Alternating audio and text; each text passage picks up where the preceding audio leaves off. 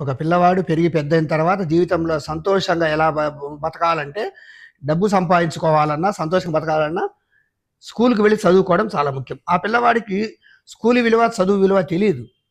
చదువు వల్ల ప్రయోజనం తెలీదు కాబట్టి దాన్ని నిర్లక్ష్యం చేసే అవకాశం ఉంది కాబట్టి, ఆ నిర్లక్ష్యం చేయకుండా దాని మీద కొంచెం భయం క్రియేట్ చేసి వానికి డిసిప్లిన్ చెప్పడం కోసం స్కూలు ఒక ప్రదేశంలోనే పోయి కూర్చోవాలి. ఈ స్కూలుకు యూనిఫారం వేసుకొనే వెళ్ళాలి. సారి చెప్పింది వినాలి అన్న క్రమశిక్షణ కోసం యూనిఫారం వేసి ఒక ప్లేస్లో తీసుకొని పోయి కూర్చోబెడతారు.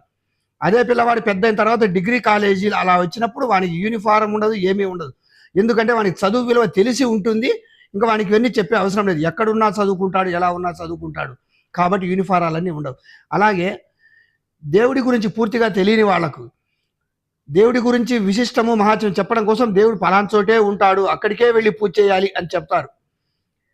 మూఢభక్తులకు కానీ దేవుడి గురించి పూర్తిగా తెలియని వాళ్ళకి కానీ విగ్రహారాధన అవసరమే. కానీ దేవుడి గురించి అన్నీ తెలుసుకున్న వాళ్లకు మన పూజల కన్నా దేవుడికి మనం చేసే మంచి పనులు ముఖ్యం, దేవుడికి నచ్చినట్టుగా బతకడమే ఈ దేవుడికి ముఖ్యమని అర్థమైన వాళ్లకు విగ్రహాలు గుడులు అవసరం లేదు. పూర్తిగా అర్థమయ్యేంత వరకు విగ్రహారాధన అవసరమే. దేవుడి గురించి అన్నీ తెలిసిన తర్వాత ఎక్కడి నుంచైనా పూజ చేసుకోవచ్చు, విగ్రహారాధన అవసరం లేదు.